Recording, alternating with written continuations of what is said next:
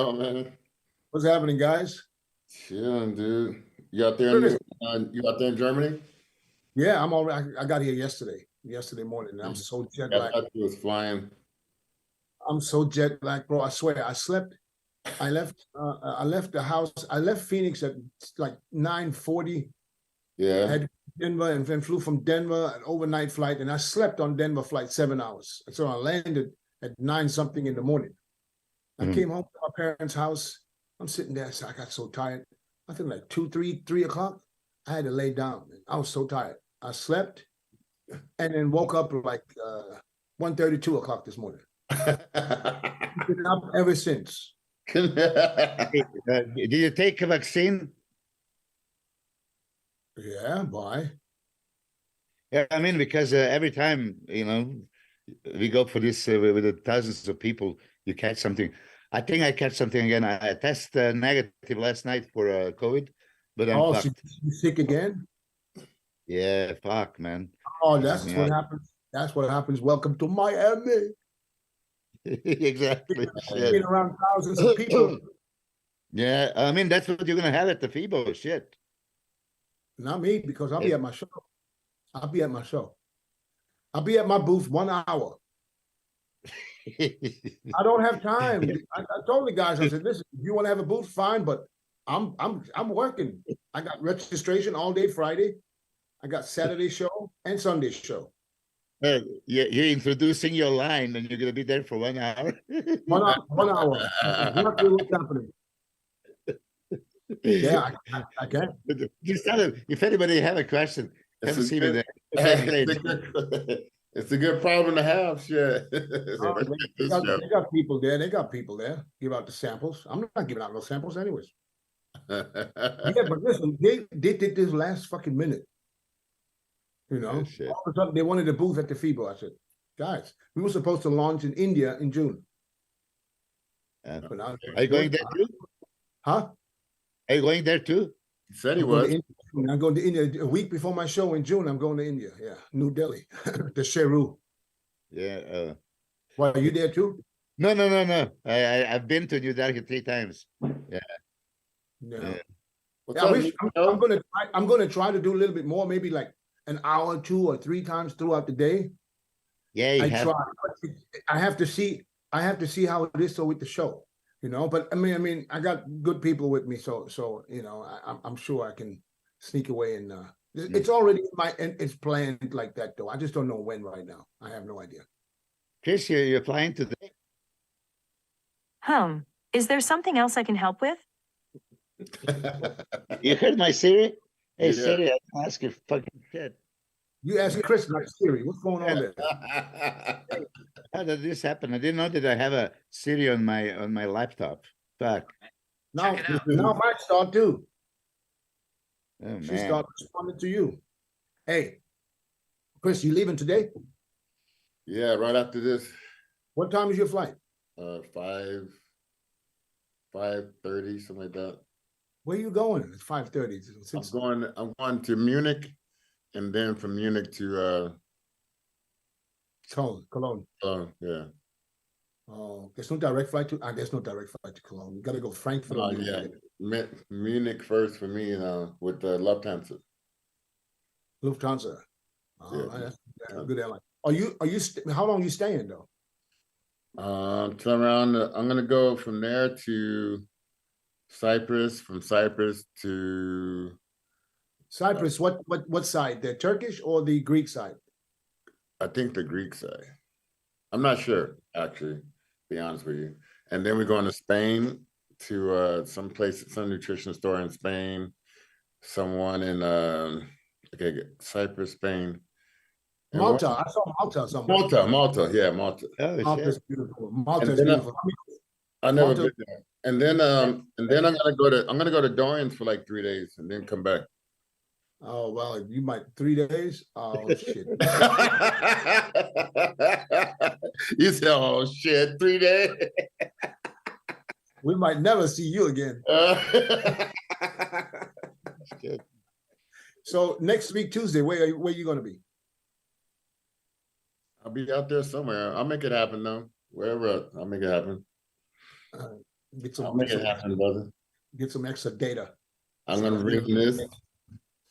It can, So Milos, tell me, how was the experience on this past Saturday? It's I great. loved it. On TV, the shit came across super. Yeah, it's fucking crazy. I mean, we talked about it. We both thought it maybe. I actually told you I want Easy to win. You say you still don't want him to win. You know. Listen, I wanted, yeah, I wanted him to I get like another him. one. Huh? I like him. I just like his story, man. His story is so fucking. I Yeah. understand, but he was just too cocky for me. He's just Yeah. too cocky. Yeah. You know, he's just a little bit over the top. He's I good. just think because he's been so skinny and so he was beat up on and jumped on as a kid, coming from where he come from to New Zealand, and I just like his story, man. I like I like Alex Yeah. Pereira's story too. He's coming straight from the favela and had nothing. Right. Yeah, both of them. I like both of them thing. But I just listen, But he has to feel good, you know, when you are knocked out by somebody twice. And you manage yeah, to knock and him out. everybody's like, I mean, Yeah. this is, And- listen. Here's what I got to give to him though. The way he announced it, what's going to happen, he Yeah. fucking made it happen just like that. yeah. He said, but he had him on the ropes the last fight, and then the guy came back and knocked him out. he thought he had him so hurt that don't have to worry about nothing coming his way. He had his hands down. He was just, and he was like, Yeah. he was lit. As soon as he saw the boom. He was Oh. just like a first round in New York. I think because he kicked him in the leg and his leg buckled, and then he hit him in a body shot, and then he Yeah, went to the head. Everything was connecting. I thought he thought he had it. I thought he had him too. I said, Alex got him again. Come to Yeah. find out, he was just waiting for his. Like, you motherfucker, you. Hey, Drake bet Almost like- Drake bet 1.4 on him to win. Almost like he planned that shit. Yeah. You see how fast? You see how fast? And that hammer fist at the end, bro. Oh yeah. Oh yeah. You're asleep already. Oh, full body weight, everything. I'll take this back to Brazil. goddammit. Hey, but he what do you win if you bet 1.4 million? What do Shit, you now, win? That was a maybe million. 200,000, Huh? maybe 100 or 200,000. Oh yeah. Because he was only like what was he, 130 favorite. So if he's favorite, it's not much. $100 get you $130. No, wait. He was minus 130. Only get you 100,000? I thought he was gonna bank it. I don't know. If it's 130, that means if he puts 1 million, he gets 1.3. So he gets 300,000. Yeah. I had parlays. I had money on parlay. I lost every goddamn thing all night. Who did you bet on? I won one fight. And on that fight, I put $5 only. That was my first warm-up. It was in the prelims. But I put 2 parlays, I put parlays on all underdogs. I put a win on who fought before Masvidal? Font. Yes, I put on Black Font. dude? I put on Font because he was the underdog. I put it on Masvidal and Pereira, and that would have been $50 would have been like $666. And then Font You won, I have was like, Pierre as the underdog? huh? Yeah, Pierre as the He was the underdog? underdog. Yeah, he was Yes. underdog, yeah, for sure. Oh shit. Hell yeah. I mean, they know their shit. I'm telling you, man. They're usually quite accurate. I was also thinking, like, why? I mean, the guy knocked him out twice. Yeah, but I think just based off the fights, Israel was beating him every time until he got knocked out. There it is. There Mr. we Brad go. Warren. Branch, turn your phone a little bit sideways so we can see your full screen. Can you see me? I can see you, but you kind of like, can you turn it sideways? Yes, there we go. What's up, champ? What up, man? Long time no see. Thanks for, yeah, it's been a week, right? Yeah, I saw Branch. He came out to Arizona. Arizona, right? How was Tucson? How did that go? And it went really good, man. We had a great turnout. You know, we had a seminar there. Me, Brett, Hunter, and had a packed house, and then put on a Rafe little. is just a nice guy, right? Who's that? Rafe, the owner of the gym. Oh, yeah, awesome, man. I met him last year, actually in Tucson. I was passing through, and I was eating breakfast at this place, and this couple sitting across from me. They obviously were in shape and worked out, and I guess he texted Rafe and some other people, and so when I got done eating, there's like this whole crowd of people over there at this other guy's table. I'm like, hey man, we don't mean to bother you and stuff. I'm like, hey, what's up? And it was Rafe and everybody. So man, it was pretty cool. So. His wife, she's a top women physique contender. Yes. She gets so ripped, Milos. If you see her, I think she's probably more. I don't think I've seen anybody as ripped as her. You know that some women get ridiculously ripped more than men. Kind of like Sarah. You know, get that just it's crazy. Yeah, I mean, I remember seeing her back in the day at the Olympias backstage, and Johnny Johnny was sitting next to me. He goes, dude, who is that, man? He's ripped. I go, yo, that's Iris, man. And he's like, because she was kind of standing behind like a half curtain thing, and we just saw her back, and I'm like, holy shit, that dude's ripped, and it was Iris, and I'm like, you know, sometimes those get more ripped than we do, man. So yeah, Iris was in great shape every year. I mean, I don't think she was off. Not 1 year. 1 year when she lost the Arnold, or when she didn't even place in the top 5 or something at the Arnold, was when she had that one lump in the ass. You remember? It was because she was out of shape. So. Yeah, 1 year. Remember, there was 20% discount leather. Do you remember that they wanted them to be 20% softer?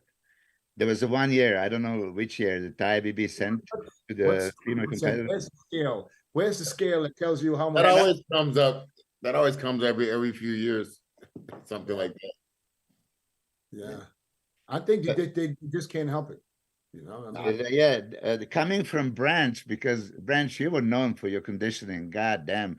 I want to ask you, because you had that graininess that very few people have. You know, was it that your genetics? Did you start early on? I mean, I do remember you coming on the scene. You entered 2004 NOC as your pro debut, and my last was 2003, so I never seen you there on stage. But you actually graininess start improving as you got older. I think the graininess just comes with, you know, I think everybody, you know, I was in my 20s when I did that first show, and I think, you know, as a bodybuilder, we don't really mature until we're in our mid 30s, late 30s. I think it's when you finally you mature and peak out, maybe even 40 or some people. You know, as far as that conditioning, I don't think I could get fat. I mean, seriously, I mean, I was always a kid, and even now, I mean, even if I just started eating, right now, if you could step on the Masters Olympia stage right now, I don't even think you would have to diet. Yeah, I don't, dude. Even if I started eating junk food every day, I don't think I could get fat. Yeah, that's just my metabolism and genetics, you know. So then you combine, you know, eating right, training, and all that stuff. And that's what you get that look. You started competition as a teenager. When was your first show? Man, 1992. So I walked into SAIS. I moved here from West Texas. I grew up on my grandfather's you know, cattle ranch, and I'd seen some bodybuilding magazines. The first magazine I saw had Rich Kaspari on the cover, and I remember I read it front to back. Man, I didn't know a guy could look like that, you know. And I was like, wow, man, I go, you could actually look like that if you lift weights. And I was pretty impressed. And but you know, I grew up in this little small town. Ain't nobody know anything about bodybuilding or lifting weights or anything. So in high school, we moved to Fort Worth, and used to slip in this neighborhood gym. I'd go in the back door, I'd work out, and I met a bodybuilder there. Guy was 6 foot tall, probably about 280 pounds, national level competitor. And he started talking to me, and so anyway, he kind of showed me how to train, and just, you know, tell me how to eat. I didn't really eat right. I just ate more food. You know, when you're a teenager, if you just eat and lift weights, you'll grow. And I gained like 20 summer. I didn't take no drugs, nothing. Just ate more food and lifted. And you know, made the football team, did all that. And then the next year, he said, "Hey man, why don't you you're thinking about competing?" He took me to a little local show there, and I said, "Man, I could do this if I train for it." So he took me to METROFLEX, and this guy turned out to be Ronnie's workout partner. The guy's name was Mark, and Brian, the owner of the gym. I said, "Hey man, I can't afford a membership." I said, "But if I take the trash out, clean the place up, can I trade out with you for the summer so I can, you know, train here and do the show?" He said, "I'll tell you what, kid." He goes, "You represent the gym and win, you don't got to pay." He goes, "If you lose, you don't have to work it off." So it's like, I was like, "You pay." I'm working hard. So man, that was 1992, man. Still too. I still ain't bought a membership That is crazy. So you've been out there since you started. since I started, man. You know, it's one of those things in life. You know, the day I walked into that gym, I had no idea it was going to change the whole course of my life. You know, how would you? You know, you're a kid, 17 years old, whatever. But you know, looking back on it, man, that day changed the whole course of my life. And that first Ronnie training with this guy Mark, and Ronnie was still an amateur police officer there in Arlington, and you know, I mean, they kicked my ass every day, bro. I mean, of course, you know, they're way stronger than I was, way, you know, obviously way bigger. And years later, I was talking to Ronnie. I said, man, why'd you let me train with you, man? I was a freaking teenager, and you know, you were on your way to be pro and this and that. He goes, man, I worked all the men in the gym. He goes, we knew if you kept doing it, you'd get big and strong, and you did. So you won the states and the nationals, is that it? What's that? You won So, the yeah. team states and the national? Yeah, I did. That first show was the teenage Mr. Texas show, and I won that show. And then I went down to Houston, and LABRADA had a show, and so I did his show. I won that show. I won the teenage, the novice, and the open as a teenager, and then I went to the Teen Nationals. Me, Jay Cutler, Caprice Murray, Ronnie St. Cloud, we were all in that show. I won that one, and then I went back and what else I do? Won another show. I guess the Mr. Texas. I went back to the Mr. Texas, won that in the open. Qualify for the junior nationals, I guess, when got fourth as a teenager. Was that all natural still back then, or did you already started to experiment a little bit? 21, 22. So so I tried to, and I remember I'll tell you a quick story, man. So you know, I'm 19, and I'm getting ready for this show, and I'm like, I want to take stuff, right? 'Cause everybody else is, you know, in the gym taking this stuff, and so Mark went and told everybody. I asked Mark about it. He's like, young man, you need to stay off that stuff. You're not old enough yet. And I'm like, man, fuck that. So I started asking everybody to try to get something. He went and told everybody, man, don't get So nobody would give you shit. all the Dallas Fort Worth, man. Everybody asked, nah, man. Mark said, don't give you nothing. I'm like, bullshit, man. I told you, you ain't old enough. So that's good advice, though, man. That's awesome. I love that. And I was very fortunate to walk into that place when I did. I mean, Ronnie, Mark, Brian, all these guys, because, you know, we didn't know if we're doing it right back then. There was no internet. There was no information. And, you know, and a lot of times I was a little brother, you know what I mean? It was like, sometimes don't do what we do, but do what we tell you. And so it was a hard crew to grow up with, but honestly, they kept me out of a lot of trouble too. So yeah. So how much has METROFLEX changed from 92 to today? Is this basically still the same shithole? It's same shithole, man. It's dirty. There is some new equipment in there that you know, I think we got new cardio equipment. Ronnie donated a bunch of equipment to the cardio equipment to the gym. That was cool. Is it still dirt on the floor? What's that? Is it still dirt on the floor in there? Hell yeah, man. Man, how do you train? How you do the leg press with fucking sand on your feet? It trips me out, man. I'm like, Ronnie, how the fuck do you guys do this? When you don't know, stepping on the damn leg press. Yeah, but if that's all you know, and if I'm sure it's the vibe. I've never made it to METROFLEX, so but I'm sure it's the vibe. It don't. I can't imagine when I started. Just equipment. I don't care if it's dirty or not. I don't know how you would ever do cardio in that place because you're sweating just by walking into the gym. Still like that is, you know, it gets hot here in Texas, obviously, just like it does in Arizona. So you got to warm up. I mean, because that humidity, motherfucker. So you get used to that heat, and so it doesn't kill you like if you're not used to it. I mean, if you try to train there in the summertime and you're not used to it, it's gonna kill you. But that I love, you know. And as far as just like Dennis said, man, I didn't know no different, man. I come from a farm, bro. I mean, we didn't have shit. I have no nice stuff, and so I didn't know no better, man. It's like when you grow up in a country like that, you know, working and doing all this shit on the farm. You think everybody lives like that because you're a little kid and you don't know no different. That's all you know. And then when you finally get out and see the world, you're like, oh shit, not everybody lives like that. And yeah. But this is what I want to ask you. So when you travel, or when you travel back in your competitive days, and you get on, because you're probably like Ronnie, you go somewhere, you got to make sure there's a gym somewhere. So yep. Did you miss METROFLEX when you went into a gym where you had basic? Let me give you an example. Oxygen Gym. Remember when we went to Oxygen Gym? is that, do you feel like, you know, you have more opportunities to grow or do something, or do you miss METROFLEX? You know, I think sometimes when you go to a place like that, you find new equipment that you didn't use before. You're like, damn, I wish we had this. Right. But I still, because that's just what I was used to, you know. You know, I think like Oxygen, man, probably one of the most well-equipped gyms in the world. You know, every version you come up with seems like it's better and better equipped. You know, every kind of possible equipment you can think of, good equipment, and that's good. But there's still no substitution for this hard-ass work. Right. You know, I think METROFLEX ain't even close to what Oxygen has. But look at the kind of physique out of that gym. Because so you know, and I think, you know, Oxygen, you know, I think one thing, you know, them little dudes used to follow us around, man, wiping their equipment down, trying to hand you water all the time. That used to irritate me. So I'm like, bro, Yeah. leave me alone, man. I'm trying to train, you know? And I'm like, wiping the equipment down, bro, you don't know where I come from, man. There's like fucking dirt and shit falling off the equipment. So have you been to Benoist, B1 gym in Dubai? I have not. B1, the Benoist, it's kind of like the METROFLEX of the great gyms, of the high class gyms. It's kind of like the METROFLEX, but it has everything. The fucking vibe is ridiculous, and you can find, I mean, machines that none of us ever used before. I can almost guarantee that you're gonna find some machines that you've never used in your whole career. It's just crazy, and you know, and I don't want to say it's dirty, but when you compare these other gyms with the nice lights and the neon and the shit and everywhere, everything is all big, you know, Benoist is not like that. This is more like the METROFLEX of the high class gyms. I mean, awesome vibe. So if you ever make it to Dubai, then you want to check out that gym. Next time I'm out there, I'll check it out for sure. Yeah. French, when did you hook up with Johnny Jackson? Man, so I hooked up with Johnny in 2001.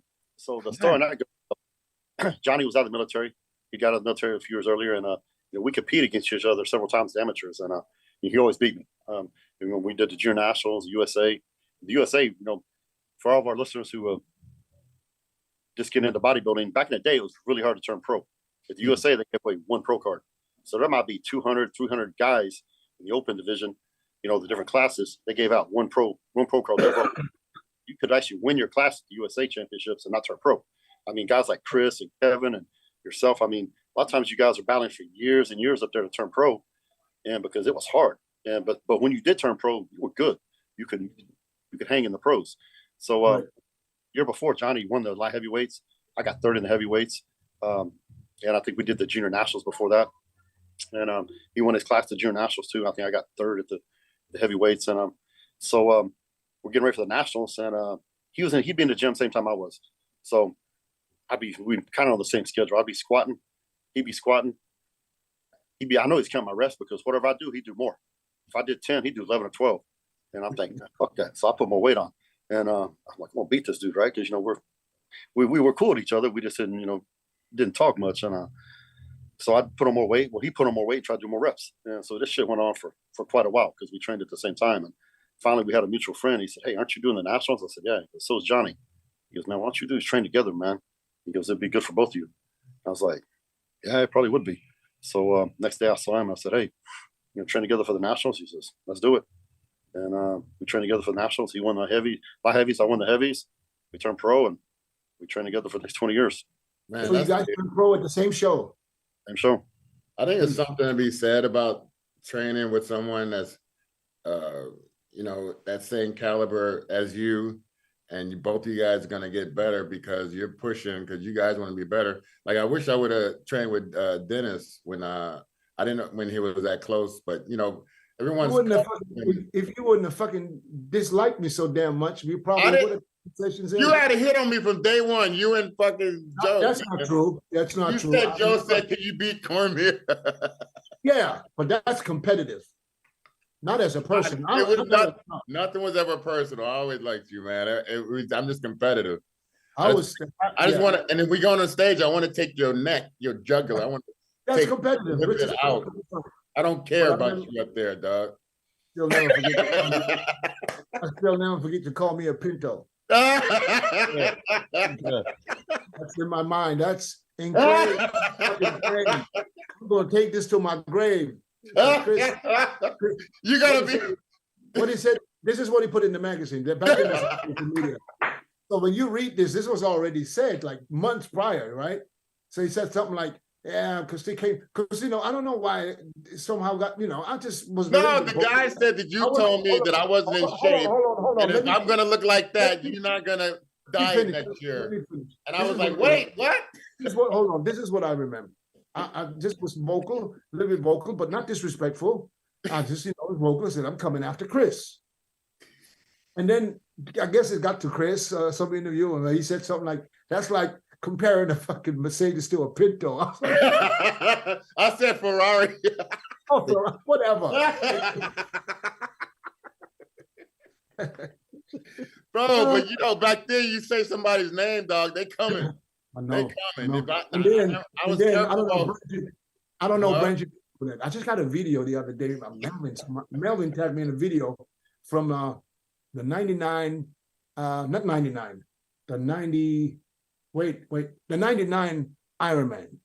Yeah. Chris and I. No, let me take it back. The 2001 Ironman, the one that Chris won. No, Remember that? Chris won the 2000, the following year. 99, 2000, 2001, and Yeah, you won the 2001. There was the one with Melvin, and I think. okay, and from King. Anyway, Kamala that was in that one. That was, I don't know, was it 2000 or 2001? Chris came out, and did his mandatories. It looked like the clear winner to me. I was in the audience. That was my first year as a pro.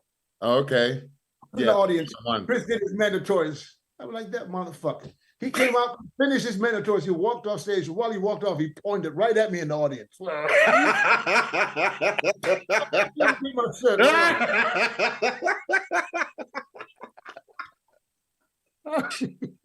And Melvin tried to hype me up. Go get him, get him.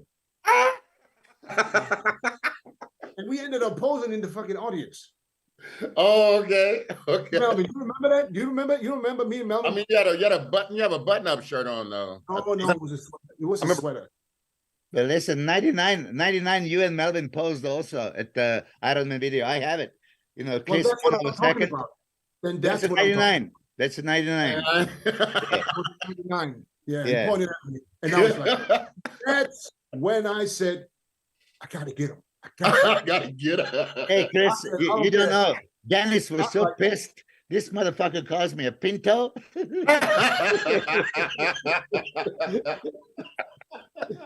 Oh shit, that was priceless.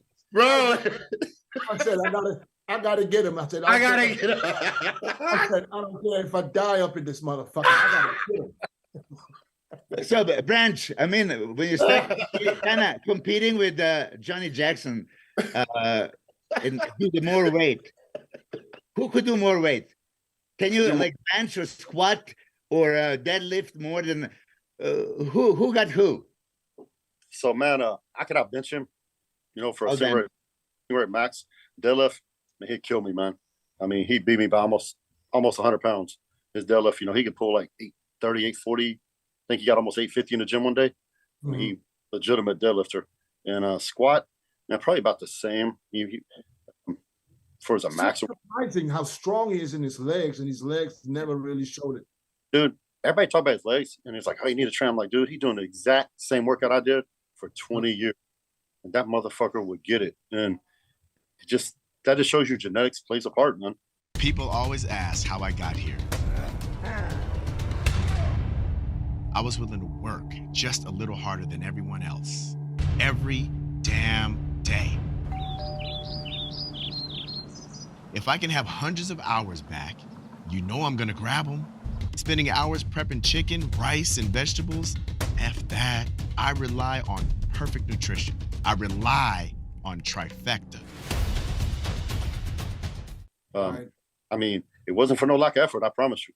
I mean, No, we I train- believe that. so I mean, Johnny's a tough motherfucker, man. And I couldn't ask for a better workout partner. And I told him this, when I retired, I said, dude, I don't know if I would have been as good as I was if it wasn't for you. And I said, but every single day I came to the gym, I knew you were there. And I knew I had to step on stage with you, train with you. And I knew every day you brought it, every day he bring it, He gonna try to whoop my ass every single day. And those days you don't feel like going to the gym, you don't feel like training, you better step it up because you're gonna get your ass stomped if you don't. Did you guys ever argue? Did you get to a point in the diet and all of a sudden there was an argument like Chris and Flex? We would try to kill each other. I don't think we ever had an argument, bro, to this day. Yeah. And you know, the thing is, people say, well, how do you compete against each other and train? Because just like you just said, when we step on the stage, we try to kill each other on stage. I'm gonna do everything I can to get an advantage on him and beat him. And he's gonna try to do the same thing to me. When we stepped off the stage, I left it on the stage. Yeah. You know? But you know the funny thing is though, because you guys been together for so long, nobody knows Branch without Johnny. Nobody knows Johnny without Branch. It's kind of like a duo that's been there. It's like kind of like, what was a duo that was famous back then? From Miami Vice. The Barbarian Brothers. That was like a duo that was Right. pretty popular. You know, and what other duos out there? Nobody. Arnold and Franco. Yeah, I mean, I didn't want to go that far back. I don't know if they train like this every day. Yeah. I mean, for so long. And not as long, yeah. No. Blessing, man. You know, it just worked. Don't try to ask me why. So you're helping him now? You're training him now for the Masters? Man, is he doing it? I don't think he's doing it. Oh, he's not? Come on. Yeah. So What happened? Yeah. At Arnold Classic, when I was walking, I seen you at the airport. First, I've seen Johnny, and I talked to Johnny at the airport after Arnold Classic. He says, yeah, you know, he has his name on him. You know, like he has to do it. And so I said, but it's the same day as Johnny Jackson's show. His show, yeah. Yeah, Yeah, so he was going to. Oh, Yeah. But then when I talked to you, you said you're going to train with him, but you're not going to compete. I said, why? I mean, you're ripped. You're ready. I mean, I understand. I don't. What does Branch have to prove? yeah, nothing. And I said that to the same thing. But I think it's a little different. I think it's a little different with Johnny. You know why? Because Johnny came back to compete a couple of years ago. Was it? I think it was somewhere in Atlanta or Chicago. He did, and he looked awesome. Yep. He looked really fucking great. I couldn't believe that he didn't get the call out. So, and I think that kind of is still here for him. He can't go out like this.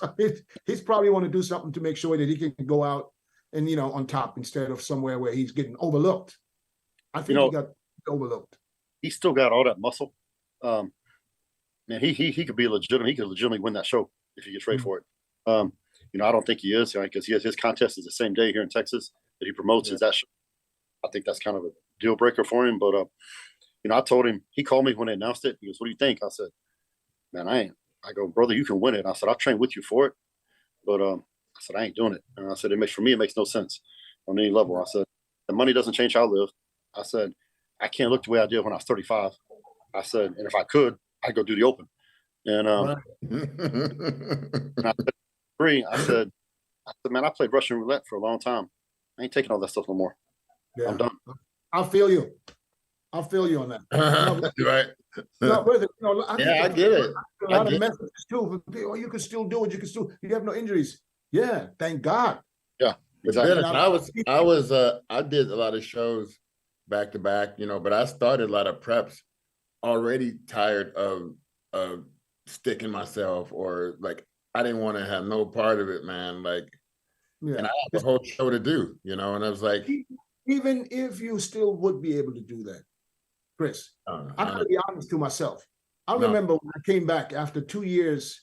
I came back to do the Masters in 2012. We talking 11 years ago. I was 242 on stage. I compared that with 242 years prior. That was like a sad person standing next to the other. I said, I will never do that shit again.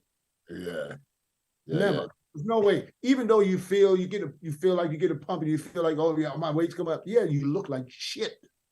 I don't care how much you weigh. I would look like straight trash. Hey man, I remember seeing Branch on stage at the Arnold. I was really impressed. When he came back from his Came back and won that. Been hurt prior, but you know, you came back and you sucked it up and you did, you know, got the win, man. I was really happy for you. I think I came up to you and I said something to that effect at that show. I don't know if you remember. I remember. Yeah. I remember. I was like, damn, dude. I had to give it up, man. That's what's He was up. like, damn. He's like, damn. I got a second fucking 12 years. How did you do it, motherfucker?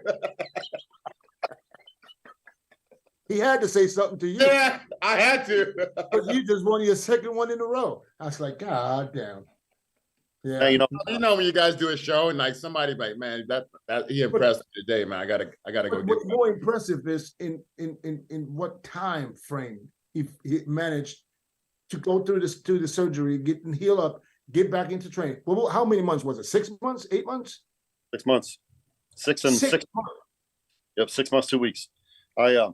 You know, when that shit happened, I mean, we all had the chance to live our dreams, right? Every one of us on this podcast right now, our dream was to be a pro bodybuilder and be Mr. Olympia, right? And win the Arnold, do all these things. And so I was living my dream. And at the time, I was at the height of my career, you know, that 9, 10, 11, 12 era was as good as I ever was. And I just got second, got to Olympia and just won the Arnold, was getting ready for Olympia again, and bam, quad comes off the bone. That's, in our sport, that's usually a wrap, you know what I mean? Is that coming off the horse? No, he slipped on the stairs, didn't you?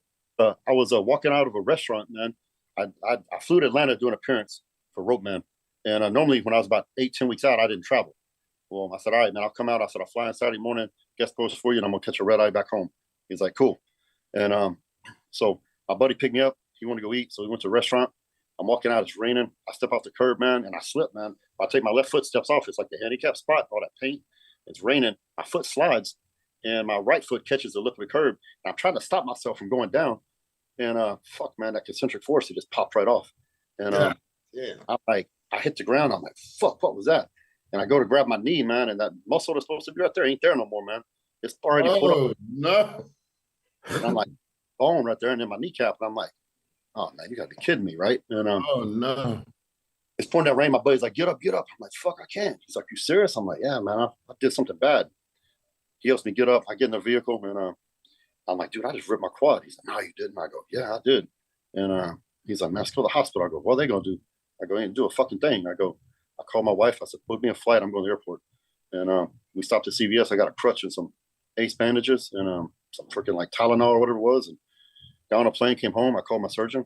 And this is on Saturday. He goes, you on the way home? I said, yeah. He goes, I'll meet you Sunday morning. Go in. He looks at it. He goes, yeah, you freaking just totally detached it. He goes, we'll do MRI 6 a.m. on Monday morning. We'll do surgery after that. So went in the next day, had MRI, had surgery. And this is when the forums and social media was starting to, come on. And so I'm looking at these forums, man. Everybody's like writing my obituary, right? He's done.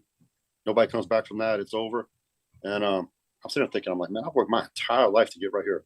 I'm like, I ain't going out like this. I'm like, fuck these people, man. Ain't nobody gonna tell me I'm done. I'm like, when I'm done, it's gonna be because I choose to be done. And I sat there for 2 days reading this stuff, and I just got madder and madder.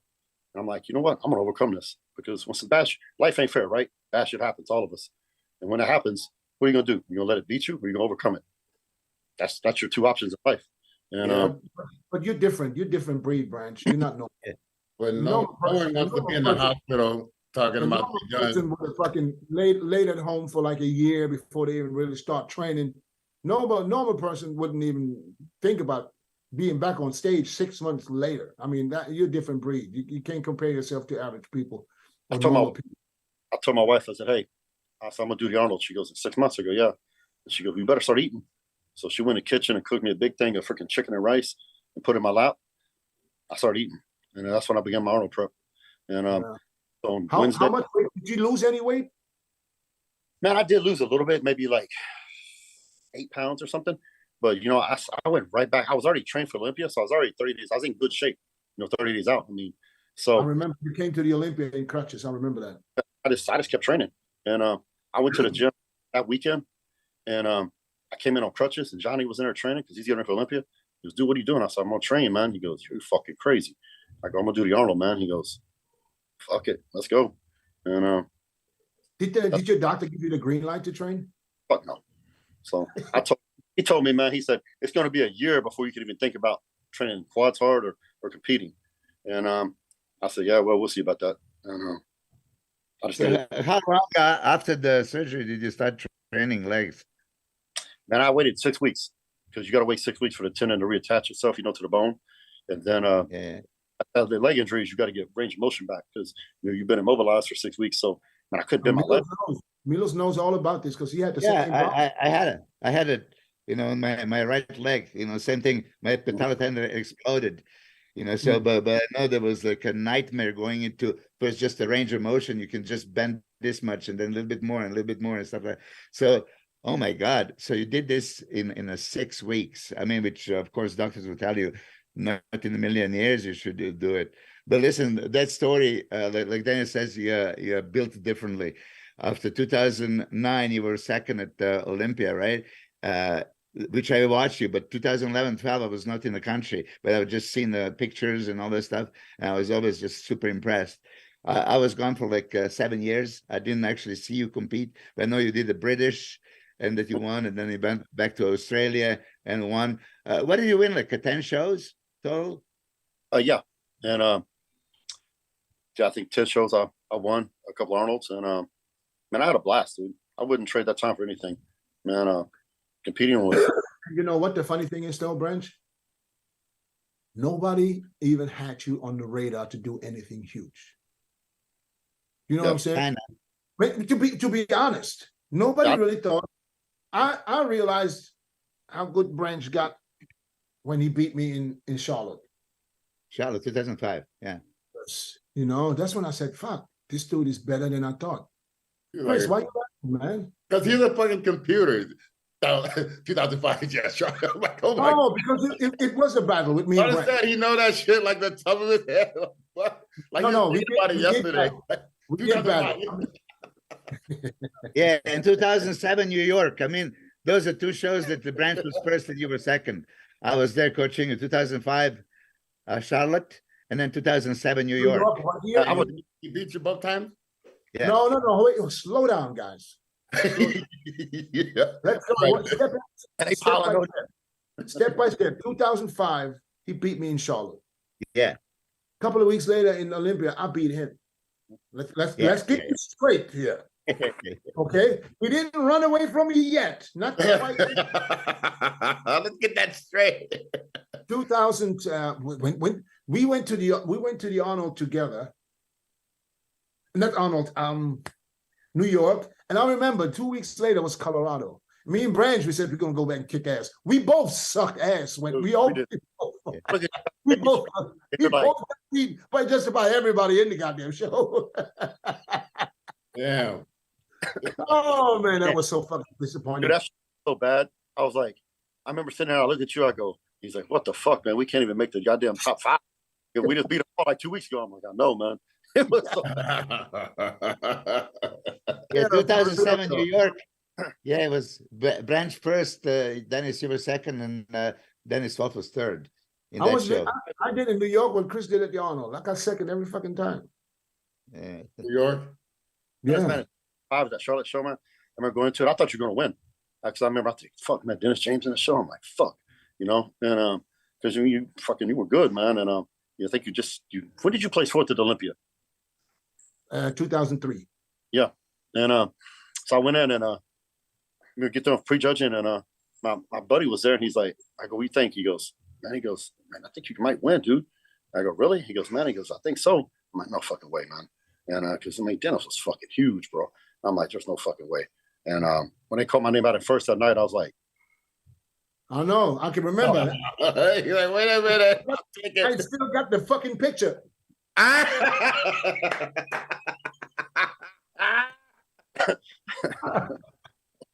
But listen, I know his condition was spot on. He wasn't as big as he was later in the later, but I think that you were a little more streamlined back then still. yeah, I agree with that. Tiny waist, flat stomach, which I didn't understand. How the fuck you can have a flat stomach? You know what I mean? And the fucking graininess in the quads. That shit exposed me just a little bit. Hey, a little bit. Hey, I know it's I don't know if you want to talk about it or not, but I know you were training Martin FITZWATER. I don't know if you have what happened there and how was that? What do you mean? What happened? I mean, because they wasn't training together anymore or something like that. That's why, somebody put a video out or something saying that we got a falling out, which we never did. So, well, man, they think they know shit, but they don't know shit. And Right. talk to him, but they think they know it. So, man, I trained Martin, man. Young kid, 25 years old. Man, he got him from Texas Pro last year. Man, it was great conditioning. I actually trained with him, which I I really didn't want to fucking train that like that no more. But Right. so I trained with him for I think 3 months there, and got him in shape and did his diet and all that. Man's in great condition, man. He was actually in better shape than Andrew was, but Andrew just Yeah. Yeah, it was colossal. better. Yeah, just he's so fucking big, and from the front he looks like Mr. Olympia. So and we went to Birmingham, that Arnold UK show, and he got fourth in that show. And that show, you had James Hollinshead, you had Samson, and you had Andrew again. So all these dudes are 6 foot, 280, 290, whatever. And then there's Martin at 5'7", 240. So like I told him, I said, man, you're gonna be odd man out in this deal. I said, then it doesn't matter how much harder you are than them. They're just size matters. And he did real good. After that, he took a little time off. I think he's back training METROFLEX over there with Brian, and I think he's gonna do the Texas Pro this summer. But we still talk all the time, and it's all good. When people are not, because you just don't be seen together for a while, and people instantly start thinking, they had a falling out. It's the same with me and Rami. People think me and Rami fighting. So far off, you know what I'm saying? It's just because we're not sitting on each other all day, every day. It's not necessary. But that's just the way it is in our industry now, in our world. People, they need something to talk about. So, at the end of the day, some things are good, some things are not so interesting, and some things are just bullshit. So whatever. I don't really pay much attention to stuff anyways, because at the end of the day, unless you hear it from the horse's mouth, I don't believe it anyways. Right. Never will. But Branch, you won like show in 2015, right? It's Atlantic City.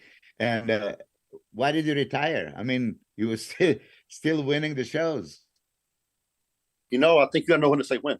What I didn't want to do was hang around too long and get forced out. You know what I mean? I had one of my friends. He retired here a few years back, and I had to call him and be like, "Hey, bro," because I think Steve and some of the guys, they pulled me aside. Hey, man, you need to talk to him, man, because it's past time. And I called him up. I said, "What's that?" Told you? Yeah. So nobody told me, but my point being is I didn't want to be that guy that got forced out because you went from winning shows to now you ain't making top 10, now you ain't making top 15. And, right. That's not what I wanted to do. So when I got to my last show, I won that show in 15, did the Olympia, got, I think, 5th or 6th. I can't remember that year. And then got ready for the Arnold the next year. And in 15, I got second. Arnold, Dexter won. I got second and did good at the Olympia. And then went to the Arnold there in 2016, and I fell to 5th place. And a couple of young guys slipped past me, and it just changed, man. I turned 41, that right before the Arnold there, and I competed way longer than I ever thought I would. And things were just different. I think most people in their 40s at some point, your body changes. And I saw changes for the first time that weren't positive. And I was like, you know what? I got back to I didn't know that's gonna be my last show. I got back to the hotel room that night, and I told my wife, I go, I'm done. She goes, "You sure?" I said, 100%. And I had enough other things going on. It was an easy transition, and never looked back. So, people ask, do I miss competing? Not at all. Would I trade it for anything? Hell no, man. I loved every minute of it. What I do miss is being focused like that. I mean, when you get ready for a show, you don't give a fuck about nothing. And the world could be on fire, man. I could care less. That I miss, but and I miss training, being focused in the gym like that, training like that. But so was good. I didn't know it's been since 2015. So you've been retired for 8 years. March 2016. Oh, 16. Okay, so 7 years. Yeah. Damn. Been this long? Yeah, it goes fast. Oh, man. Can you tell us a little bit about your relationship with GASP and your beef jerky company and all the stuff you got going on like that? Yeah. I remember, Branch, 1 second. I remember you 2009, I did my last DVD. I remember Michael Johansson from GASP. He sponsored the DVD while I was wearing his shirts. And I remember you and Johnny were signed back then by GASP as 2 athletes. And you guys are still there. And I heard. No, Johnny went away but came back. Are you a part owner now? No, I'm not. But involved in the management and Okay. so I'm kind of so I signed with them in 2008, and they were just a local, well not local, but they were in like 4 or 5 countries in Europe. So since then, they wanted an international athlete to go global. So I signed on in 2008, and now we're in 110 countries. So when I retired in 2016, he asked me to come work with him and not just be an athlete. And I was going a different direction. And I started my beef jerky company with Scott James, and a year or two later, and got that going, and made that successful. And then still stay part of GASP. And then here a couple years ago, we kept talking, and he said, hey, what do you think? And I said, well, make me an offer. And we worked it out. And so I'm the his right hand man for the most part. Oh, okay.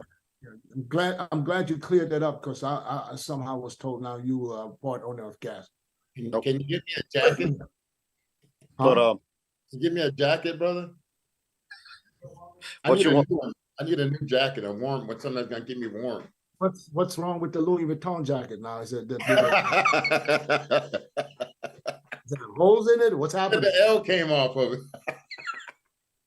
it. Chris is tripping me out. Every time I see Chris somewhere on fucking Instagram or somewhere, I gotta laugh. I don't know why. Chris makes me laugh every fucking day. And if it's not him, then it's the fucking videos he sends me. Branch, what are you now? Like 48? 48? 48. When you train now, okay, I really want to compare the strength. Do you feel like major drop of strength from late 30s to now? Or you're still, pretty tough? I mean, I don't even try to train heavy like that, really. Like we used to do. I don't think I could, to be honest with you. You're also not using the stuff no more, so that's, of course, that's the drop right there. For sure. That's the question. See, Kevin Lebroni was benching like some crazy amount of weight. He wanted to do the bench record after he was like, 50 something. Oh, yeah. I know that my strength is gone completely. Not that I was strong, but it's not even at 50%. I mean, whatever I could do before, I can't even do the 50%. I know, Dennis, you told me the same thing, like on some lifts, like you can't even do nothing. So I'm just curious because yeah, I don't even I mean, there's a few things I go medium weight on, maybe but like I don't do bench press no more. Incline bench, I use dumbbells and machines, for chest, legs. I don't squat no more. I do squat machine, leg press, things like that. And I do what I can do. I think I still try to train, keep the intensity up, still want to look good. But I don't know, I probably lost 35, 40 pounds since I competed. And but I feel good. My weight just kind of settled at this. I cut back the food and stopped taking all the stuff, and weight came down, and I'm in a good spot. So where you are weight wise right now? I was gonna ask. 225, 230, kind of in between there. Still huge, man. You're still huge. I mean, I'm saying this because I saw you. I mean, it's not like you look like you are at least 235. I would say, because you're not the tallest guy, but you still have to. Because if I compare your 235 with my 235, you look like you're fucking 30 pounds bigger than me. I don't know about all that, but wait till you get my age to see how much you weigh then. How do you know? Wait until you get my age. 57. Damn, I'm old as fuck, bro. What? How much do you weigh, Milos? I'm 237, but is that before you go to bed? No, this morning I actually checked it. I always check my weight in the morning after cardio. It's what is cardio? I want to know the lowest body weight. Huh? I'm skinny fat. I'm this kind of 237. You know what I mean? Like no muscle and fat all over the place. We're gonna have to do a podcast. We're gonna have to do one where we all take our shirt off and show us. So give us the 6 months. Yeah, give me some minutes. Give me some months. Yeah, Chris, I can give you 2 years. It's not happening. Listen, I've been telling people for almost 2 years now, I'm going to start to get trained. I'm telling myself, all right, I'm going to start training. Then I train, I get a weekend, super light, maybe another week, and then it's over again. Now I haven't trained a week before I left, and here I'm not going to train. So I'm going to train another. I'll get back on the 19th, and I might start training a little bit. It's just You know how back in the day, I think I'm gonna work out there in Germany. so when you go different. to FIBO, you just look for the gyms. Say, look for what? I know back in the 90s, when we went to the FIBO, you know, no matter, you're going to work all day, but we were still looking for the gyms. Yeah. There's no way you miss the workout. 4:30 in the morning, get my food. I tell them the day before to make my food for me at the hotel. So I go downstairs, get it, eat my food, and Johnny would usually be there. I call him, you ready? He's like, yeah, let's fucking go. We be at the gym like 5:30 in the morning. We train hard, go back, shower, eat again, and go FIBO all day and work all day. I mean, and now I go there, I'm like, hell no, I ain't getting up, going no damn gym. Well, you guys still came to the gym. Hey, when they came, the branch called me and said, hey, man, where's a good gym to train? I said, the gym where I train is good. It's perfect. It's just hardcore. People don't give a shit, you know, and they wanted, so I thought they're going to come in around 3 p.m., right? So he texted me at the evening before. He said, oh, we're going to be there at 9 o'clock in the morning. I'm like, who the fuck going to be there at 9 o'clock? Hey, that's because of Hunter and Brett. That ain't because of Oh, me. really? Skip it. No, nah, man, we got to train legs. I'm like, all right, whatever. So, Oh. That's because of Hunter and Are Brett. you working with Hunter a little bit? no. No? So I've known Hunter, man, since he was a little baby, you know, and you know, because I knew his father, and watched Hunter grow up, become a young man, and become a world champion bodybuilder. But man, he comes to me and asks me questions sometimes, but I don't train him. So Yeah. oh, Is he training with Brett? They've trained together? not Brett. They're in Listen, different areas, right? yeah, Brett's in Florida and Hunter's down in Houston. Oh, okay. I didn't know that. Yeah. that. So Hunter, they've actually got their own gym inside of the LABRADA headquarters down in Houston. They've got Yeah, I've been there, man. That shit is tight. For whatever reason, I thought he's in Dallas, so he's in Houston. he's down south. Yeah, Houston. Yeah, they've got a badass gym at the headquarters. So him and his dad have like handpicked it all, and it's tight. Wow. 2009 Olympia, when they were announcing first place, did you believe he could go your way? Man, I'm gonna tell you right now, second place Olympia is the worst place in all of bodybuilding. Oh, Fuck come on. it is, dude. Because you don't know whether you want to cry or fucking punch the wall. And man, I had no idea. What did it feel like though, going after prejudging? What did it feel like? Man, I didn't know. That you right up in there. I knew I was in there. I was going to be good, but next year was Mr. Olympia, you know, because he won the year before. He beat Jay. And, you know, Jay, I seen Jay backstage. I knew he was in really good shape. You know, probably the best I'd ever seen him, actually. So I didn't know, man. And I had no idea. I thought, okay, maybe third, maybe fourth. I don't know. You know, I just didn't. I had no idea. I knew I was in a fight. But I didn't know where. And they called Dexter in third. And I was like, fuck, I just beat Mr. Olympia. And Like, what? Did you have number one? Yeah. You diet down, train hard, and supplement smart for months. When the time comes to step on stage, don't leave your tan to chance. Go with the pros. Pro Tan. #1 worldwide since 1987 and the official sponsor of the Olympia for the last 15 years. Don't step on stage without it. Pro Tan. First one. Why is it always? They gave me number. Almost good luck for number one, the first one to come out at the Olympia stage. Almost every year did well. Because I remember, I think Tony was number one when he placed fifth. Yeah, then I like when you go out, do your quarter turns, do your mandatory whatever, and then everyone else is going up there, but you get the chance to revamp yourself, put your color on again, get your pump right again, and then go out there nice and fresh and ready to fight. I like that. I like that. For like 6 or 7 times in a row.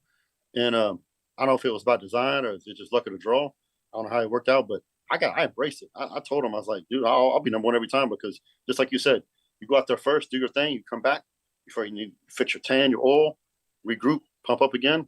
And so, Yeah. and that on stage, Milos, I had no idea, man. They called Dexter in third, and I'm like, I remember thinking, fuck, I just beat fucking Dexter, he's Mr. Olympia. And you know, I mean, so then I standing there and I'm thinking, I beat this motherfucker. and so, you know, so You don't took know. this crown like, give me that, Dex.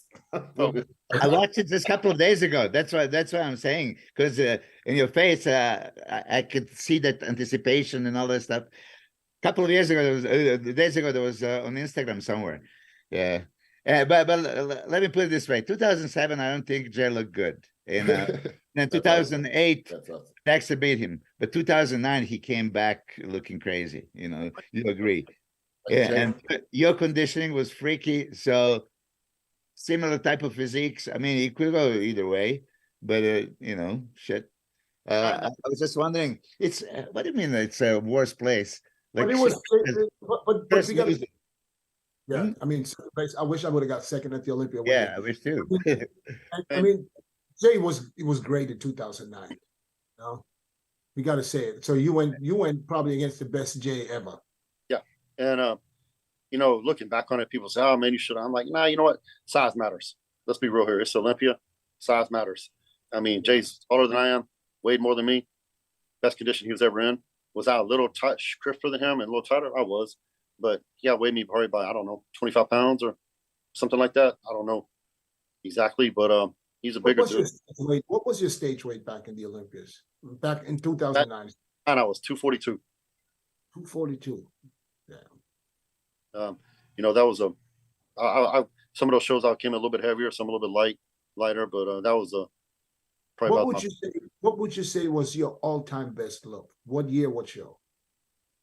2000 Olympia or 2011 Arnold. I was the same weight, and I think either one of those would have been about the same. So if you have to choose one, probably the Arnold, man, because I won. Yeah, Arnold's a big one. Yeah, so I wasn't there watching, but 11 and 12, you know, your Arnold victories, your pictures look crazy. I mean, you know how now we say pictures don't do the justice. I heard the reports that you were on the stage just freakier than pictures. The pictures didn't do you justice. It was the pictures never did. Because you could see like fibers dancing around on the body, and you can't capture that on. Is anybody in our era that was similar to Branch when it came to graininess? I mean, past Dorian, not let's not go. Yeah. Was there anybody else? you know who was graininess? Remember Paco Bautista? Yeah. He was nasty hard. He was, especially in the beginning, in his first couple of years. I remember when he came to the New York Pro for the very first time. Yeah. Nobody knew who he was. And he came out on that stage, that crowd went nuts. Walking around. Yes. He's But walking around. Other than that, I don't see. I mean, I can't think of anybody that had that grainy, super detailed condition. Hey, you? No, but Paco, but this is the last time I see him. We went to Cuba together in 2013. It was funny because he shaved his calves, right? Because he had the shorts. But then somebody asked him to show the legs, and he rolled the shorts and his unshaved legs with the shaved calves.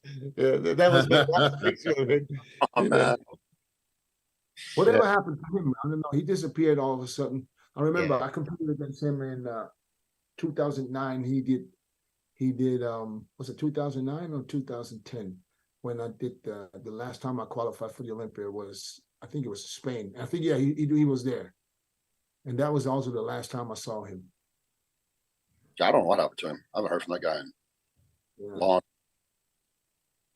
So Bench, I want to know about the training. Of course, you were obviously not doing this exactly isolation moves, time under detention, peak contraction, stuff like that. You were lifting. What's your take on that? I mean, Branch had that time to get crazy, fucking. Yeah, dude, that's how, we learn. I mean, Ronnie didn't have good form, right? And all these guys, I mean, but I'm always in control of the weight. And I never once have I told people they should train the way I train. If you can take something I do and incorporate it into your program, that's a win for you. I did what worked for me. You know, I don't ever criticize what somebody else does. I mean, if it works for them, Yeah. and you know, 100 pounds, 100 pounds. So that's the way I learned how to train. My thing was go to failure, get as much blood into the muscle as you can, rest, repeat, repeat, repeat, repeat. You know, I think Ronnie summed it up best. He said, describe the training. He said, man, we lift the maximum amount of weight we can lift for the maximum number of reps we can lift it. We rest and repeat. Plain and simple. Yeah. And How long were your sessions? man, like chest, arm, stuff like that, 45 minutes, maybe. You know, always legs. did 2 body parts? Always? What's that? You always did 2 body parts in one session? No, not really. I mean, so like Monday we would do chest. Tuesday we do quads and hamstrings. Wednesday we would rest after legs. Thursday we do back, traps. Friday we do shoulders, and then Saturday we do bicep and tricep. Rest on Sunday, and we had that. So you do quads, you kill the quads, and then you'll do hamstrings immediately afterwards. See, that's something that I could never do. I've never. I mean, I tried it, but it was just I always felt like You have enough energy for your I'm hands. not giving it enough. Huh? But sometimes we'd start with hamstrings sometimes, and do hamstrings first, then we do quads. So because you could do hamstrings and it wouldn't kill you as bad as if you did quads, and so I never felt if I did hamstrings first, it hurt my quad workout that much. Or if I do quads first, yeah, sometimes it would hurt the hamstring workout. Right, yeah, that's what I think. Yeah, I always see. I feel like it was a Texas style of training. It was a Texas style of training. It was a Venice style of training. And it was Yeah, I think that was I wouldn't call it Texas style. I call that METROFLEX style. Well, the people that I saw from Texas they were from METROFLEX. So Yes, I think this I is just the way way out there, I just noticed it was a style that they, you know, most people from that area came from that type of style. Well, back in the day, you know, we all, me, Ronnie, Johnny, everybody, we came from METROFLEX. You know, back in the day, that's where all the pros came from. Now there's more pros here probably anywhere in the country now. Ton of gyms and spread out all over. But you take somebody like Hunter LABRADA, he's super controlled, strict, everything totally polar opposite of how we trained. But it works for him. So right. I mean, listen, Branch. A lot of people, if they would try to copy your workout, I say 50% of people would end up with injuries. That's just because you can't just say, okay, I want to train like Branch now and go from whatever style, regular style of training to that style. I think you're going to set yourself up for failure. You guys started like this. This is all you know. Yep. I don't think you could. I can't even imagine you doing like the super slow control reps, you know, and it's almost like, you know, and then listen to fucking slow music probably in the background. You know what I'm saying? So it's when you think of Branch and Johnny, you just think of this Power. Yeah. But Brent says perfectly. I mean, he says he still control the weight. It's not like if it's explosive, if it's lifting, but he's still in control. That's a huge difference. You know, because a lot of people, you know, probably they would just focus on lifting this sucker up and they won't control it. But what did you do? Typically 4 or 5 sets, 4 different exercises? and it's, you know, we do we warm up and we try to do 1 or 2 working sets per, not counting those first, you know, you might do 3 or 4 total sets on the thing, like squats. If we went heavy, we might do 5 or 6 sets. But that last set or 2 is actually a working set, you know, that you go to failure on. So you know, you're getting 1 or 2 working sets on every exercise. You know, we take it to failure. Sometimes you go beyond failure, you do drop sets or rest pauses or whatever. You know, we come up with ways to try to go beyond failure. Yeah. And On every working set? pretty much. Yeah. So no, the thing, the caveat was in my 20s, I did a lot of powerlifting. You know, Johnny, he did powerlifting through his whole career. You know, so if we were training for something like that, we took out all the drop sets and all that kind of stuff. And, you know, we did less reps and, you know, focused on training, did more of a power style workout. But like Johnny was crazy. He'd go to a bodybuilding show. If he didn't win or do good, he'd go do a powerlifting show the next weekend and win. And his joints and tendons are the strongest joints and tendons in the world. People, because he never got no major, he had 1 or 2 injuries, but nothing compared to the stuff, all the injuries I got was outside the gym. But I mean, how he could be dieted down like that and be that lean and still lift the weights he lifted was amazing. I know he told me at one point that, you know, he said he needs a while to get up in the morning because his back. You know, I wonder how that's going to be in 10 years from now. Yeah, you have that muscle on. Because I think as long as you train, as long as the muscle is there, you're going to be okay. Yeah, the muscle ain't there. You got a whole nother deal. Yeah, because that's what I feel. My lower back is killing me right now. I'm you see me keep doing all this. My God, damn. It's so bad the last 2 days. I feel like I get electrocuted, man. It's up down in my ass and everywhere now. So I think sciatic. I think as long as you train and hold on to the muscle, you know, you're good. I think, but as soon as for whatever reason you got to stop training, start losing that muscle, that pain will come up, and that pain will be knocking on your door and say, "Hey, man, I'm here to fuck with you." Yeah. Let me in. I did most of my career like that. I could never do. Do you have pain anywhere? My shoulder, yeah, my left shoulder, man. Yeah, it bothers me. I think never really had any issues with my shoulders or knees or something, but yeah, man, past year, that's where it starts aching, you know, and then you wake up in the middle of the night, something's bothering you because you're laying on your side or something, and it finally it's gotten pretty bad. I only got it checked up just to see what it was, and doctor said, man, you got some bone spurs, and he said eventually, he goes, you got several years ahead of you, but he goes, eventually you probably have to have a shoulder replacement. I said, well, fuck that, I ain't doing that. So unless you just he said the replacement word right away. Yeah, it'd be a year. Be a year before. Shoulder pillow. Huh? You ever seen that shoulder pillow where you stick your arm inside of it and you can lay? Yeah. Out the pressure. I got one of those. It worked. He's good. Yeah, it works. You got to send me the link, man. I need to get that. Oh yeah, I'll show you that. I will. Oh yeah. Right here. I saw an ad somewhere. I saw an ad. But yeah, I mean, shoulder. I mean, I had the shoulder pain. I mean, you guys know from wiping my ass, but it ended up being my biceps tendon. I thought it was the shoulder. And he said, while he's in there, he said he's going to look around, and then he saw that I had labrum tears and bone spread. I had all that shit. Ended up with 2 anchors, you know, while he was in there fixing my biceps tendon. So, but that shoulder is good though, you know, and that's it. I never had anything else ever since, other than my lower back right now. I don't know what the fuck that is. Somehow, I always told people I don't have anything, and all of a sudden, that shit started, and it got worse every day. And right now, I'm at a point when I get up now, I'm gonna be screaming. I know it. Man. after all these years, Then I got to do 2 steps before I'm good. see, my shoulder is the only thing that bothers me. Everything else is. Yeah, but you're only 48, Branch. You give me no hope, bro. I don't want to know. I don't want to jinx it. But I tell you, at 48, I was still like, I felt like I was 20. 48. I know, for real. At 48, I didn't feel anything. I thought the fucking world is mine. Yeah. And, you know, and I see people, you know, breaking down, and I'm like, shit, man, I can't. That's not going to happen. Mine happened in the ocean, so that's what it wasn't even in the gym. It was just I thought I was real quick. Take less than a year. and I was jacked up, man. Milos, you ever had shoulder problems?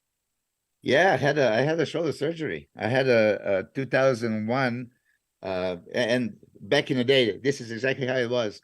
I had a surgery and I didn't plan to compete. And then Lynn Conkfright, you remember from Vida? Yes, Vida, She yeah. calls me and she goes like, "Oh yeah, you know, I need to compete, you know, because of my contract." I said, "What do you mean?" So in 8 weeks, I'm supposed to compete.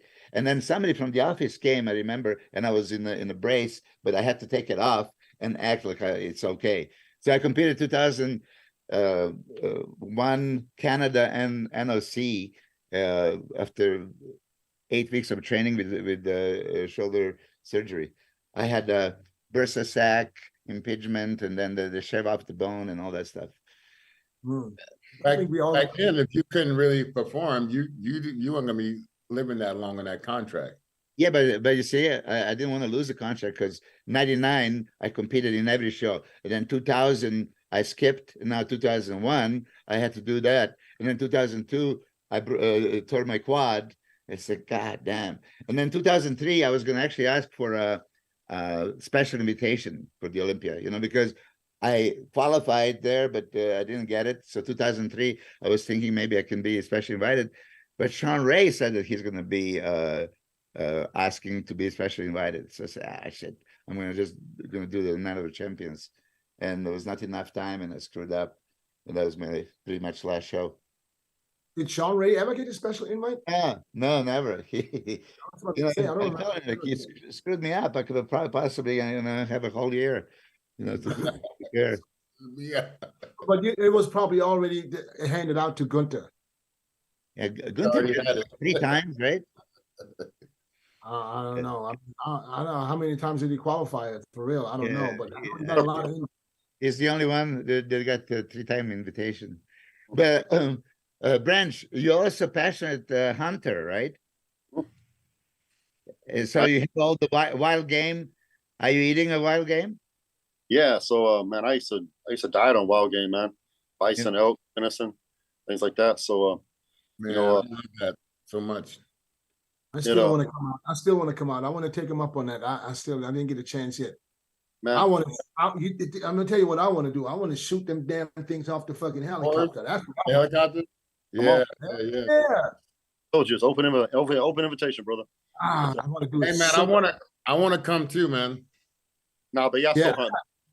Usually, Huh? I go usually in the fall, man. Last year I got a buffalo, shot a big bull elk, and I got a deer. So, and I don't know, I think we got like 700, almost 800 pounds of meat in the freezer.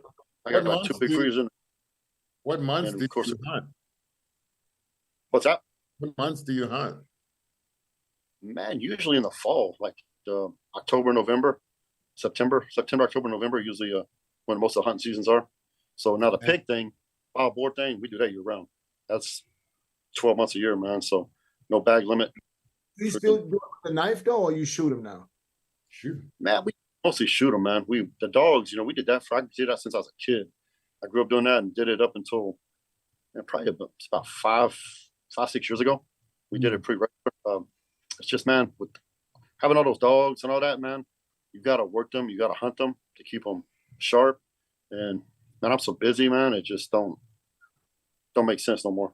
So, but I got some buddies that do it. So if you want to do it, I come will. on. I'm coming. I'm Right. coming. Got to be the right time though. You got to let me know when you. I don't want to. I don't want you to do anything less than what you normally do. When you go, I go with you. I'm gonna just tag along. I took Dorian. I took Flex Lewis. I took Gas Sister Nino. I took him. So man, You told me about Guy. Wasn't he scared to fucking stab that thing? so man, we get this thing. So you got these bay dogs, right? They find it, they run it down, they start barking when they're looking at it, and they get it stopped, but they can't catch it. So you got like a pit bull with you, and he got the muscle. He goes up and actually catches the thing, and once he catches it, then the other dogs will cheap shot him. Like they'll get him by the nuts or the dick or up under the belly or something. They pile on after the muscle gets hold of him. So we put Kevlar vests on them and all this stuff, so protect them. So I told guys, man, just stay on me, follow me, bro. I said, keep your light turned off, because I said, if they see the light, sometimes they'll try to run if they're not caught. I said, it's gonna be some thick shit, man. It's gonna be the thickest shit you ever can imagine. Briars and all this brush and shit. I said, just stay behind me. I'll tell you what to fucking do. So we get there. My buddy got there a little before I did, and normally the dog catches on the nose or the ear, right? And that's where you don't want to be, because he got tusked. He'll fuck you up if you try to get, even if he's caught, he can still move, get you. So you don't want to get by his head.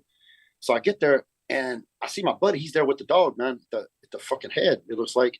I'm like, man, why is he on the fucking head, man? He's gonna get fucking cut, right? And the dog's got him caught, and it looks like his ass is under this like tree limb, this log thing.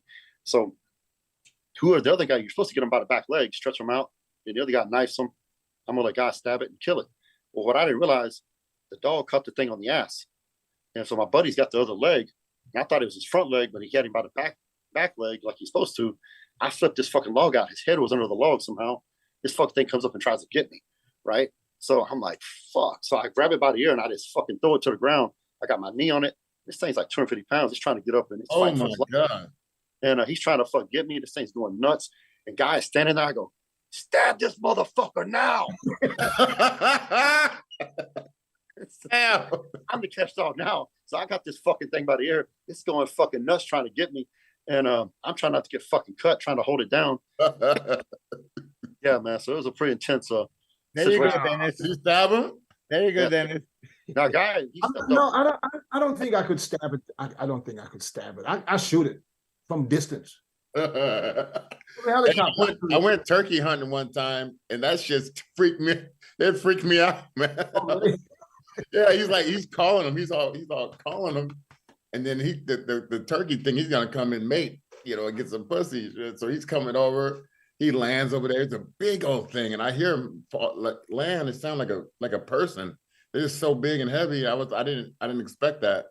It's super early in the morning, and then we're up there in Colorado, so we're hunting. We say, okay, when he comes over, I want you to shoot him. And then when the rubber met the road, when that dude stuck his hood up there like that, he was like, shoot him, Chris. I said, no, you shoot him. He went, wow.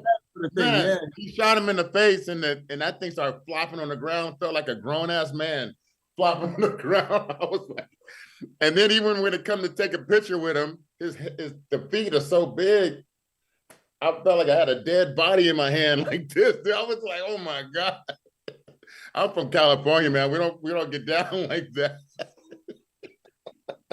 Hey, one of my jobs when I was in Yugoslavia, right? They would always call me, when they are killing pigs.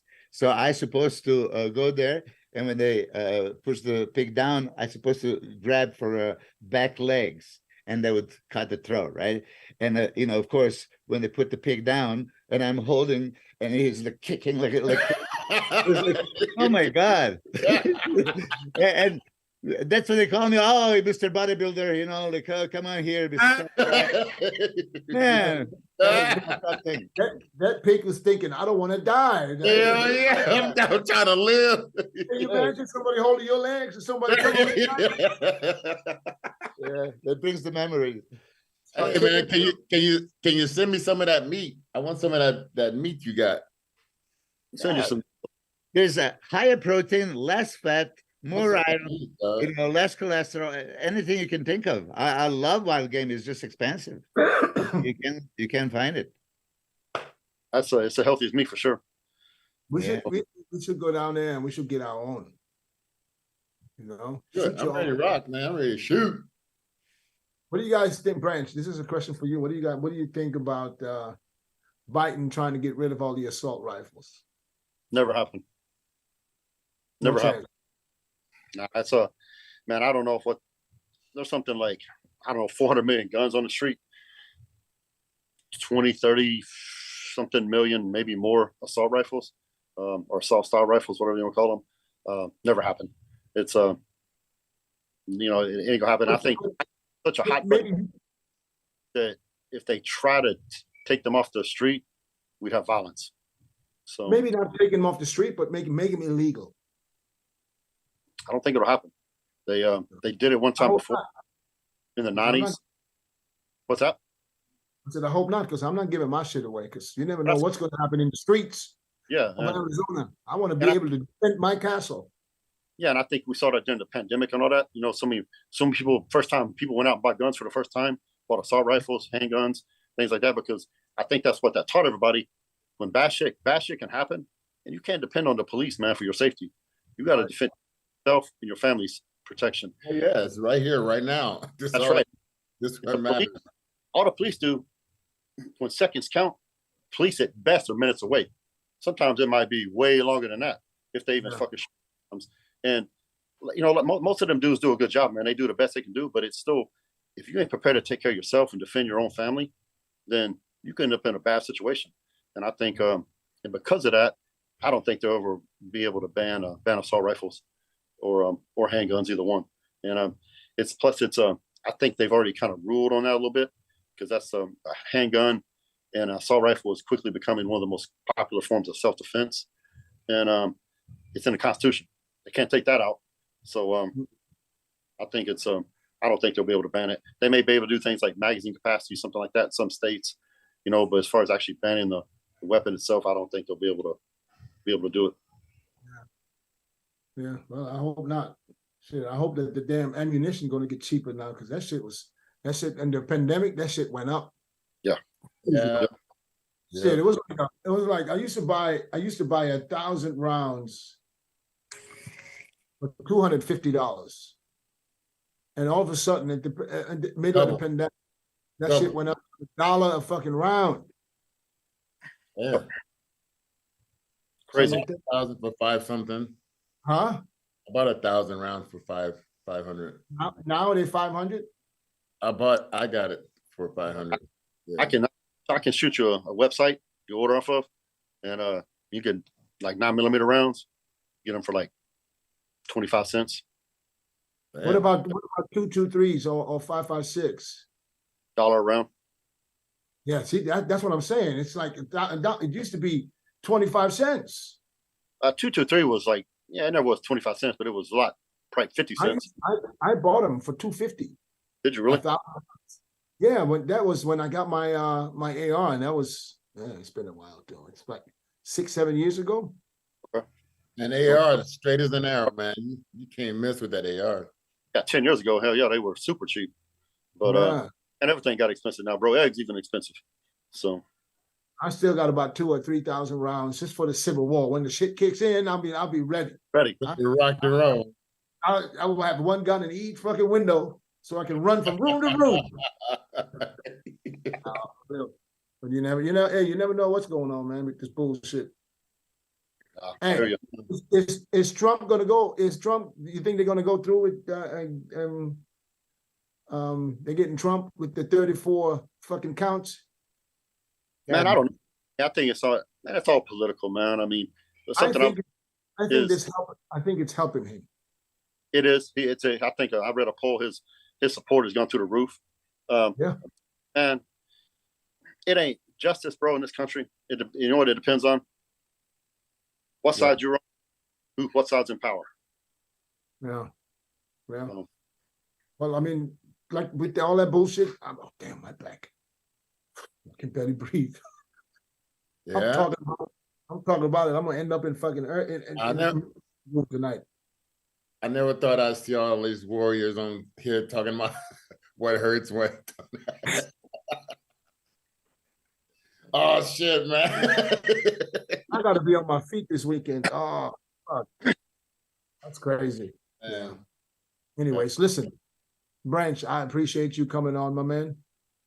I know you had something to do. So we appreciate you. Thank you for making the time. It's always a pleasure talking to you. And I will take you up on your offer. Maybe Chris is coming. Milos, you don't. Milos doesn't look like a hunter. No. Milos I love that. Milos just likes to see people beat each other up. Come on. Who doesn't like Right. to watch UFC? I mean, it's impossible. Goddamn, you mentioned Trump. Trump was there, right? I know. Yeah. You're chilling. Hey, listen, I was in the bathroom, and this guy comes, a Secret Service. His name is Carl. He goes, "Oh, you're Samson's coach?" I said, "Yeah, nice to meet you. Who are you?" The Secret Service. Like, oh shit. How would he know Samson? Oh, he's a bodybuilder? Yeah, I mean, he follows. So he didn't know me, who I am. He just knows, doesn't know my name. He just knows the Samson coach. Oh, so he addressed you as Samson's coach. So he didn't know your Milos. Yeah. Yeah. Hey, Brent, when they stop the thing, stay on. I want to get your number. Okay. Yeah, stay on. Okay. Now, how's he going to stay on when we're going to close this meeting? You're not gonna close it because I'm gonna when you shut the recording. I can't close it anyways because I'm a guest too. Because so who's going to be able to close? You know, Nico, he's gonna be funny. He's on the mouse like on the trigger. He's He's got the mouse on the not trigger. going to Germany, so he's. Anyway, so listen, Chris, I will see you in Cologne Thursday. Yeah. Milos, hopefully it's not COVID. Hopefully, Yeah, I hope so. I hope so. I mean, I tested the negative last night, but I feel I have something. give it another day or two, and then I was negative too the Yes, first again. 2 days. And all of a sudden, it was bam. So they don't have any more COVID stuff going on in Germany, huh? 'Cause that last time I was there. They don't even have test stations anymore. It's all done. Okay. Finally, they're a year late. They were literally strict until like a month ago, where they still had Are you staying there? where they still have masks at the trains and buses, public transportation. You still Now, there in Cologne? no. I'm here with my parents, and then I'm driving up there Thursday, and I'll be up there for 4 days. Okay, all right. Plus, Okay. Look a brother up when I get there. Huh? Look a brother up. I see you. This is text William. William? William is coming. Yeah, coming from, yeah. Yeah. See, because I just talked to him today, you know. I just want backups. Yeah. He's on the northwest side. So it's easy. Okay, that's what. Give him a shout.